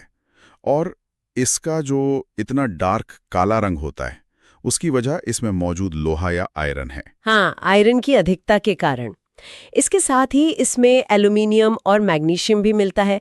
लेकिन एक प्रॉपर्टी ऐसी है जो इस मिट्टी को किसानों के लिए सच में सुपर सॉइल बनाती है। आप मॉइस्चर रिटेंशन की बात कर रही है ना, नमी को रोकने की क्षमता। एग्जैक्टली ये सबसे बड़ा फैक्टर है। काली मिट्टी में चूना यानी लाइम की अच्छी खासी मात्रा होती है, तो जब बारिश होती है ये मिट्टी पानी सोखकर फूल जाती है। और जब सूखा पड़ता है? जब सूखा पड़ता है तो इसमें बड़ी बड़ी दरारें पड़ जाती हैं। देखने में ऐसा लगता है जैसे खेत की अपने आप जुताई हो गई हो, सेल्फ प्लाउइंग जिसे कहते हैं। और इस मिट्टी का जो पीएच वैल्यू है वो 6.3 से 6.4 के बीच होता है, जो कि खेती के लिए आइडियल है। एकदम आइडियल। इसी मॉइस्चर रिटेंशन के कारण जिन इलाकों में इरिगेशन की इतनी अच्छी सुविधा नहीं भी है, वहां भी किसान अच्छी फसल ले लेते हैं। ये तो नेचर का अपना एक वाटर हार्वेस्टिंग सिस्टम हो गया। और इंटरेस्टिंग बात यह है कि ये काली मिट्टी भी पूरे स्टेट में एक जैसी नहीं है। इसको डेप्थ के बेसिस पर 3 कैटेगरीज में डिवाइड किया गया है। जी, 3 कैटेगरीज। पहली है छिछली काली मिट्टी यानी शैलो ब्लैक सॉइल। ये टोटल ब्लैक सॉइल एरिया का 7.1% है। इसकी परत थोड़ी पतली होती है और ये मेनली छिंदवाड़ा, सियोनी और बैतूल जैसे जिलों में मिलती है। इसके बाद आती है गहरी काली मिट्टी। गहरी काली मिट्टी ये लगभग 3.5% एरिया में है। ये आपको नर्मदा वैली और सतपुड़ा के कुछ एरियाज में मिलेगी। क्योंकि इसकी डेप्थ बहुत ज़्यादा होती है, ये गेहूं और तिलहन जैसी फसलों के लिए बेस्ट मानी जाती है। लेकिन जो तीसरी कैटेगरी है ना, वो सबसे इम्पोर्टेंट है। साधारण काली मिट्टी, राइट? ऑर्डिनरी ब्लैक सॉइल, ये सबसे बड़े क्षेत्र में फैली है, करीब 37% हिस्से में। बिल्कुल और सही। इसका प्राइम एग्जाम्पल है मालवा का पठार। बिल्कुल सही। ये वही रीजन है जहां से कॉटन और सोयाबीन की इतनी बम्पर यील्ड होती है। ऑर्डिनरी ब्लैक सॉइल में वो सारे न्यूट्रिएंट्स बैलेंस में होते हैं जो कॉटन के पौधे को चाहिए। इसीलिए इसको काली कपासी मिट्टी भी कहते हैं। मालवा के किसान इसी मिट्टी की वजह से इतने स्ट्रांग हैं। कॉटन के अलावा सोयाबीन भी यहाँ बहुत फ्लरिश करता है, क्योंकि सोयाबीन को जो स्पेसिफिक मॉइस्चर लेवल चाहिए वो ये मिट्टी नेचुरल तरीके से प्रोवाइड करती है। तो काली मिट्टी के इस डोमिनेंस के बाद हमें स्टेट की दूसरी सबसे बड़ी सॉइल कैटेगरी को देखना चाहिए, जो कि है लाल पीली मिट्टी। ये एमपी के 18.30% हिस्से में पाई जाती है। इसका मेजर एक्सपेंशन बुंदेलखंड और बघेलखंड में है। जिलों की बात करें तो मंडला, बालाघाट और सीधी के इलाके इसमें आते हैं। इस मिट्टी का नाम थोड़ा क्यूरियस है, लाल और पीली, 2 अलग रंग एक ही मिट्टी में। हमारे डेटा ने इसके पीछे की केमिस्ट्री को बहुत क्लियरली एक्सप्लेन किया है। ये जो पीला रंग आता है ना, वो हाइड्रोलिसिस या जल योजन के कारण आता है। हाइड्रोलिसिस मतलब जब मिट्टी के आयरन एलिमेंट्स पानी के साथ रिएक्ट करते हैं तो वो येलोइश हो जाती है। हाँ, और जो लाल रंग है वो ऑक्सीडेशन का परिणाम है। ये समझना बड़ा आसान है। जैसे लोहे के टुकड़े को हम हवा में छोड़ दें तो उसमें रस्ट लग जाता है, वो लाल भूरा हो जाता है। ओ, वही सेम रिएक्शन मिट्टी में हो रहा है। एग्जैक्टली। ऑक्सीजन के कांटेक्ट में आने पर लोहे का ऑक्सीडेशन होता है और मिट्टी लाल हो जाती है। ये पानी और ऑक्सीजन का कंटिन्यूअसली चलने वाला नेचुरल साइकिल है। केमिस्ट्री के साथ साथ इसका एग्रीकल्चर एंगल भी काफी सॉलिड है। इस मिट्टी का जो पीएच मान है वो 5.5 से 8.5 के रेंज में जाता है। मतलब ये एसिडिक भी हो सकती है और एल्कलाइन भी। और इसी वाइड रेंज के कारण ये एक खासकर फसल के लिए वरदान है। और वो फसल है धान यानी राइस। धान की खेती, जिसके लिए खेत में पानी भरा होना जरूरी है। जी, और ये मिट्टी उस अरेंजमेंट के लिए परफेक्टली सूटेड है। यही कारण है कि मंडला और बालाघाट, जहां ये लाल पीली मिट्टी ज्यादा है, वो राइस प्रोडक्शन में टॉप पर हैं। इन एरियाज को मध्य प्रदेश का धान का कटोरा भी कहा जाता है। धान का कटोरा। अब इस धान के कटोरे से आगे निकलकर एक ऐसी मिट्टी पर आते हैं जिसका एरिया तो बहुत कम है लेकिन फर्टिलिटी सबसे ज्यादा है। जिलोधा मिट्टी या कचारी मिट्टी। ये पूरे एमपी के बस 3% एरिया में है। पर जब बात यील्ड की आती है तो ये सर्वाधिक उपजाऊ यानी मोस्ट फर्टाइल मानी जाती है। और इसके पीछे कारण ये है कि ये मिट्टी चट्टानों के टूटने से नहीं बनी है। ये नदियों द्वारा बहाकर लाई गई गाद या सिल्ट का एक्यूमुलेशन है, विशेष रूप से चंबल नदी। हाँ, चंबल। जब चंबल नदी पहाड़ों से होती हुई निकलती है तो अपने साथ बहुत फाइन और न्यूट्रिएंट रिच सिल्ट लेकर आती है। जब ये पानी नॉर्थ वेस्टर्न एमपी में फैलता है, जैसे भिंड, मुरैना, ग्वालियर में, तो वो इस गाद को चादर की तरह बिछा देता है, जिसे हम जिलोध मिट्टी कहते हैं। और इसका नेचर मेनली न्यूट्रल से अल्कलाइन होता है ना, मतलब पीएच 7 से ऊपर। बिल्कुल। हालांकि हमारे सोर्सेज यहाँ एक ड्रॉबैक भी बताते हैं। इस मिट्टी में नाइट्रोजन और फॉस्फेट की थोड़ी कमी होती है। पोटैश और लाइम तो सफिशिएंट होता है, पर नाइट्रोजन की कमी के लिए फार्मर्स को फर्टिलाइजर्स यूज करने पड़ते हैं। पर एक बार खाद डाल दी फिर तो ये चमत्कार करती है। पैदावार वहाँ इतनी बेहतरीन होती है कि चंबल का वो पूरा बेल्ट अपनी सरसों के लिए फेमस है। वो जो सरसों के पीले खेत हैं वो इसी जलोढ़ मिट्टी का कमाल है। इसके अलावा एक क्विक राउंड अप कर लेते हैं दो और मिट्टियों का। एक है लैटराइट मिट्टी, जिसे लोकली भटा बोलते हैं। ये बस 4% एरिया में है, छिंदवाड़ा और बालाघाट में।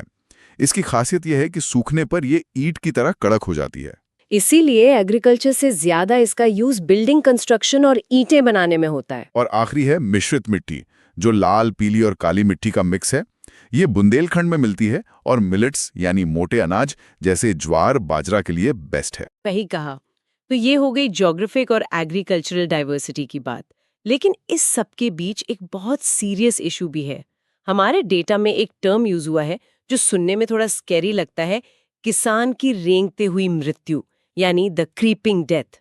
रेंगती हुई मृत्यु, ये बेसिकली सॉइल इरोजन या मृदा अपरदान की प्रॉब्लम को कहा गया है। ये कोई आम इशू नहीं है, ये वाकई में रेंगती हुई मृत्यु है, क्योंकि ये स्लोली किसान का बेस ही खत्म कर रही है। सॉइल इरोजन का सीधा सा मतलब है जमीन की सबसे ऊपरी, सबसे फर्टाइल लेयर का पानी या हवा के साथ बह जाना। हमने अभी शुरू में प्रौद्ध मृदा की बात की थी कि उस टॉप लेयर को बनने में लाखों साल लगते हैं। और वो लेयर कुछ घंटों की बारिश में बह जाती है। इरोजन का मैकेनिक्स बड़ा खतरनाक है। आप इमेजिन कीजिए, एक फ्लैट हरा भरा खेत है और बारिश के बाद चंबल नदी का फास्ट फ्लो वहां से आता है।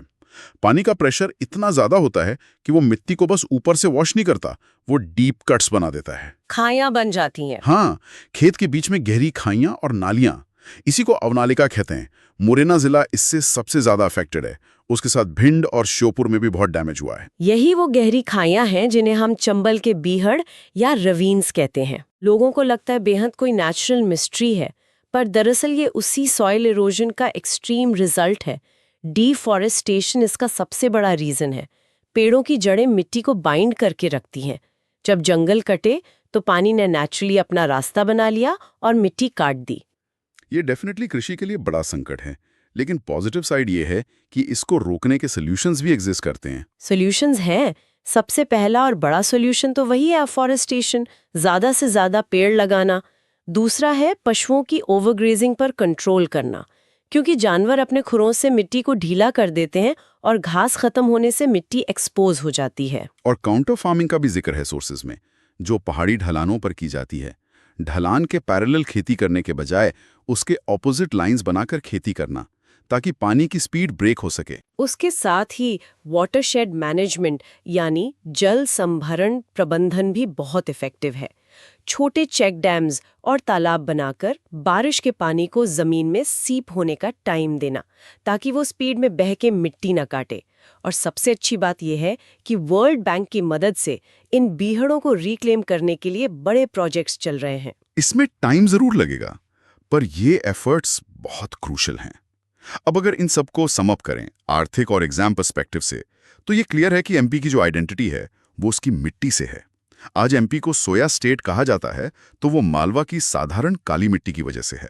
और अगर मालवा को गेहूं की डालिया कहते हैं, तो वो भी उस मिट्टी की मॉइस्चर होल्डिंग कैपेसिटी का रिजल्ट है। बिल्कुल। और सिर्फ क्वांटिटी नहीं, क्वालिटी भी। सीहोर का जो वर्ल्ड फेमस शारबती गेहूं है, जिसकी डिमांड पूरे इंडिया और एक्सपोर्ट मार्केट में रहती है, वो वहां की स्पेशल मिट्टी और क्लाइमेट का ही आउटपुट है। तभी तो एमपी ने एग्रीकल्चरल प्रोडक्शन में अपना एक डोमिनेंस एस्टैब्लिश किया है और 4.5 बार कृषि कर्मन अवार्ड जीता है। 4.5 बार जीतना ये प्रूव करता है कि यहाँ की प्रौढ़ मृदा का अगर सही मैनेजमेंट हो तो एग्रीकल्चर में हम एक अलग ही लेवल पर जा सकते हैं। तो आखिर में डेटा का कंक्लूजन यही है कि नदी घाटियों को छोड़ दें तो एमपी प्राइमरीली प्रौढ़ मृदा वाला स्टेट है। और ये मिट्टी सिर्फ रिसोर्स नहीं, हमारे भविष्य की चाबी है। इसीलिए एक बहुत ही पावरफुल नारा दिया गया है, मृदा बचाएं, भविष्य संवारें। मृदा बचाएं, भविष्य संवारें। ये एक नारा नहीं, एक रिस्पॉन्सिबिलिटी है। आज हमने एमपी की मिट्टी के टाइप्स और इम्पोर्टेंस को समझा। आज हम मध्य प्रदेश में शिक्षा और स्वास्थ्य की स्थिति पर एक गहरी नजर डालेंगे। हाँ, और ये विश्लेषण एमपीपीएससी और एमपीएसआई जैसी प्रतियोगी परीक्षाओं के लिए बहुत महत्वपूर्ण है। तो हमारे पास 2011 की जनगणना से लेकर हाल की सरकारी योजनाओं तक कई सारे स्रोत हैं। और हमारा मिशन है इन सबको खंगाल कर ये समझना कि आखिर मध्य प्रदेश मानव संसाधन विकास में कहाँ खड़ा है। तो चलिए इसे खोलते हैं। शुरुआत करते हैं कुछ बुनियादी आंकड़ों से। 2011 की जनगणना के अनुसार मध्य प्रदेश की कुल साक्षरता दर 69.32% थी। हाँ, पर यहाँ जो बात गौर करने वाली है वो ये है कि यह राष्ट्रीय औसत से कम है। राष्ट्रीय औसत उस समय 73% था ना? जी, तो ये एक महत्वपूर्ण अंतर है जिसे हमें ध्यान में रखना होगा। और अगर हम इसे पुरुषों और महिलाओं में बांटें तो असमानता और भी साफ हो जाती है। कितनी? पुरुषों की साक्षरता दर लगभग 79% है, जबकि महिलाओं की केवल 59% के आसपास। ओह, ये तो बहुत बड़ा लैंगिक अंतर है। बिल्कुल, और यही एक बड़ी चुनौती को दिखाता है। और स्वास्थ्य संकेतों की बात करें तो शिशु मृत्यु दर IMR 47 बताई गई है। और मातृ मृत्यु दर यानी MMR 173। ये सिर्फ नंबर नहीं है ना? नहीं, बिल्कुल नहीं, ये राज्य की स्वास्थ्य सेवाओं की असल स्थिति को दिखाते हैं। अच्छा, अब यहाँ से बात और दिलचस्प हो जाती है जब हम जिला स्तर पर इन आंकड़ों को देखते हैं। हाँ, साक्षरता में सबसे आगे जबलपुर, इंदौर और भोपाल हैं। यहाँ दर 80% से ऊपर है। लेकिन इसका दूसरा पहलू भी है। अलीराजपुर। हाँ, अलीराजपुर, वहाँ साक्षरता दर सिर्फ 36.1% है। सिर्फ 36.1%। ये तो देश में सबसे कम में से एक होगा। बिल्कुल, और इसमें भी पुरुषों में साक्षरता सिर्फ 42% और महिलाओं में केवल 30.3% है। 30%? जी, ये दिखाता है कि विकास पूरे राज्य में एक समान नहीं है और कुछ क्षेत्रों पर विशेष ध्यान देने की जरूरत है। तो इस असमानता से निपटने के लिए राज्य का शैक्षणिक ढांचा कैसा है? हमारे स्रोतों के अनुसार स्कूली शिक्षा के लिए 1965 में भोपाल में माध्यमिक शिक्षा मंडल की स्थापना की गई थी। हाँ, और उच्च शिक्षा के लिए 1973 में उच्च शिक्षा अनुदान आयोग बनाया गया। मतलब नींव तो काफी पहले रख दी गई थी। जी, इसके अलावा मध्य प्रदेश पाठ्य पुस्तक निगम जो 1968 में बना, हिंदी ग्रंथ अकादमी 1969 में और महर्षि पतंजलि संस्कृत संस्थान 2008 में, ये सब विशिष्ट संगठन हैं जो शिक्षा प्रणाली को सपोर्ट करते हैं। चलिए अब उच्च शिक्षा के कुछ प्रमुख केंद्रों की बात करते हैं। प्रदेश का पहला विश्वविद्यालय डॉक्टर हरि सिंह गौर विश्वविद्यालय सागर में 1946 में स्थापित हुआ था। आजादी से भी पहले। हाँ, और इसे 2009 में केंद्रीय विश्वविद्यालय का दर्जा भी मिला।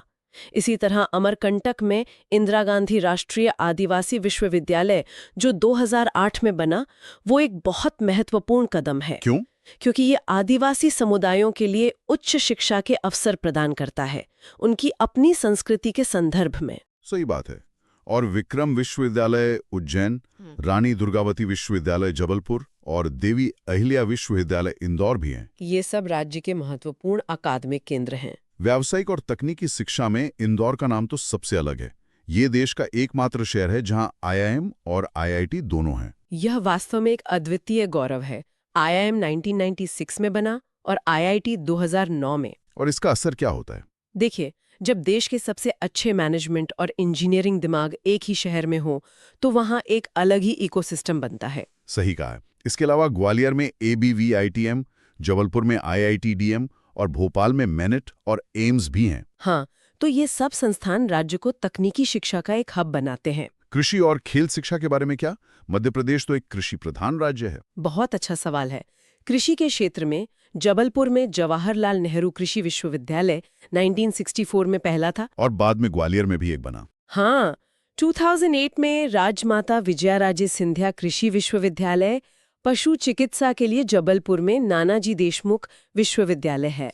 और खेल शिक्षा में ग्वालियर का लक्ष्मीबाई राष्ट्रीय शारीरिक शिक्षा विश्वविद्यालय मतलब LNIP। हाँ, सुना है इसके बारे में। ये 1957 में स्थापित हुआ और ये एशिया का पहला शारीरिक शिक्षा महाविद्यालय था। वाह, एशिया का पहला। ये तो बहुत बड़ा मील का पत्थर था। बिल्कुल।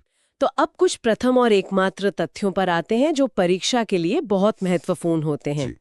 राज्य का पहला खुला विश्वविद्यालय भोपाल में राजा भोज मुक्त विश्वविद्यालय था 1991 में। और पहला सैनिक स्कूल रीवा में स्थापित किया गया। इसी तरह पहला डेंटल कॉलेज इंदौर में। और पहला यूनानी चिकित्सा महाविद्यालय बुरहानपुर में। एकमात्र शासकीय नर्सिंग कॉलेज भी इंदौर में ही है। हाँ, और खंडवा में पहले आदिवासी मेडिकल कॉलेज का प्रस्ताव भी है, जो एक बहुत ही पॉजिटिव डेवलपमेंट है। तो इन संस्थानों के अलावा छात्रों की मदद के लिए कौन सी प्रमुख योजनाएं चल रही हैं? कई महत्वपूर्ण योजनाएं हैं, जैसे 2005 की गांव की बेटी योजना। ये क्या करती है? ये ग्रामीण छात्राओं को उच्च शिक्षा के लिए प्रोत्साहित करती है। जो लड़की 12वीं फर्स्ट डिवीजन से पास करती है, उसे वित्तीय सहायता मिलती है। और शहरी लड़कियों के लिए? उनके लिए 2009 की प्रतिभा किरण योजना है, जो बीपीएल परिवारों की छात्राओं के लिए है। एक सुपर 100 योजना भी है ना? हाँ, वो मेधावी छात्रों को आईआईटी और नीट जैसी परीक्षाओं की कोचिंग में मदद करती है। और मध्याह्न भोजन योजना? वो तो 1995 से चल रही है। वो पोषण और स्कूल में उपस्थिति दोनों को सुनिश्चित करती है। शायद सबसे प्रभावी योजनाओं में से एक। बिल्कुल। चलिए अब शिक्षा से स्वास्थ्य की ओर बढ़ते हैं। एक स्वस्थ समाज ही तो शिक्षित हो सकता है। सही बात है। तो राज्य में स्वास्थ्य का बुनियादी ढांचा कैसा है? ये एक त्रिस्तरीय संरचना पर आधारित है। मतलब एक 3 टियर सिस्टम। सबसे निचले स्तर पर क्या है? सबसे निचले स्तर पर उप स्वास्थ्य केंद्र, फिर प्राथमिक स्वास्थ्य केंद्र यानी पीएचसी, और फिर सामुदायिक स्वास्थ्य केंद्र सीएचसी। और इनके ऊपर? इनके ऊपर राज्य में 51 जिला चिकित्सालय और 69 सिविल अस्पताल भी हैं। और मेडिकल शिक्षा का इतिहास? पहला मेडिकल कॉलेज गजरा राजा चिकित्सा महाविद्यालय 1946 में ग्वालियर में खुला था। शिक्षा की तरह इसकी नींव भी आजादी से पहले रखी गई थी। बिल्कुल। उसके बाद इंदौर, भोपाल, जबलपुर, रीवा और सागर में मेडिकल कॉलेज स्थापित हुए, और AUSH क्षेत्र पर भी ध्यान दिया गया है, जिसमें शासकीय आयुर्वेद, यूनानी और होम्योपैथी कॉलेज शामिल हैं। मातृ एवं शिशु स्वास्थ्य के लिए कौन सी योजनाएं खास हैं, क्योंकि वो आंकड़े तो काफी चिंताजनक थे? यहाँ जननी सुरक्षा योजना का जिक्र करना सबसे जरूरी है, जो 2005 में शुरू हुई। इसका मुख्य उद्देश्य क्या था? संस्थागत प्रसव को बढ़ावा देना, मतलब डिलीवरी अस्पताल में हो, ताकि माँ और बच्चा दोनों सुरक्षित रहें। जी। फिर 2011 में जननी शिशु सुरक्षा कार्यक्रम आया, जो गर्भवती महिलाओं और शिशुओं को निःशुल्क उपचार सुनिश्चित करता है। और कुपोषण के लिए? कुपोषण की पहचान के लिए दस्तक अभियान और अनीमिया उन्मूलन के लिए लालिमा अभियान भी महत्वपूर्ण पहल है। और आम नागरिकों के लिए स्वास्थ्य सुरक्षा, कोई बीमा योजना? हाँ, आयुष्मान भारत योजना 5 लाख तक का निःशुल्क इलाज प्रदान करती है। इससे पहले भी राज्य की अपनी कोई योजना थी? हाँ, दीनदयाल अंत्योदय उपचार योजना थी 2004 से, और सरदार वल्लभ भाई पटेल निःशुल्क औषधि वितरण योजना के तहत सरकारी अस्पतालों में आवश्यक दवाएं मुफ्त मिलती हैं। साथ ही मुख्यमंत्री बाल हृदय उपचार योजना और 108 एम्बुलेंस सेवा जैसी विशिष्ट योजनाएं भी हैं। हाँ, 108 एम्बुलेंस सेवा तो अब स्वास्थ्य सेवाओं का एक जाना पहचाना चेहरा बन गई है। अंत में कुछ रोचक तथ्य। मध्य प्रदेश देश का पहला राज्य था जिसने 2016 में आनंद विभाग का गठन किया। हाँ, ये एक बहुत ही अनूठी पहल थी। इसका मकसद सिर्फ आर्थिक विकास पर नहीं, बल्कि नागरिकों की खुशहाली पर फोकस करना था। ये सोचना कि सरकार की जिम्मेदारी लोगों को खुश रखना भी है, अपने आप में एक बड़ी बात है। इसके अलावा हिंदी में MBBS पाठ्यक्रम शुरू करने वाला भी ये पहला राज्य है। और ई-बस्ता जैसी डिजिटल पहल, वो स्कूली किताबों को ऑनलाइन उपलब्ध कराती है। ये सब हमें याद दिलाता है कि सांची और उज्जैन जैसे प्राचीन शिक्षा केंद्रों की विरासत को आधुनिक नवाचारों के साथ आगे बढ़ाया जा रहा है। तो इन सभी जानकारियों का क्या मतलब है? हमने देखा कि मध्य प्रदेश में शिक्षा और स्वास्थ्य के क्षेत्र में एक मजबूत ढांचा और कई महत्वाकांक्षी योजनाएं हैं। हाँ, लेकिन साक्षरता दर में अंतर और स्वास्थ्य संकेतकों जैसी चुनौतियां भी मौजूद हैं। और ये हमें एक महत्वपूर्ण प्रश्न पर लाता है, जिस पर श्रोताओं को विचार करना चाहिए कि जब एक राज्य के पास IIT, IIM जैसे विश्वस्तरीय संस्थान हो और साथ ही अलीराजपुर जैसी जगह भी हो जहां महिला साक्षरता सिर्फ 30% है, तो इस खाई को पाटने के लिए सबसे प्रभावी अगला कदम क्या होना चाहिए? क्या इसका जवाब तकनीक में है, सामुदायिक भागीदारी में है, या फिर नीतिगत बदलाव में? ये सोचने के लिए एक बेहतरीन बिंदु है। Thank you for watching.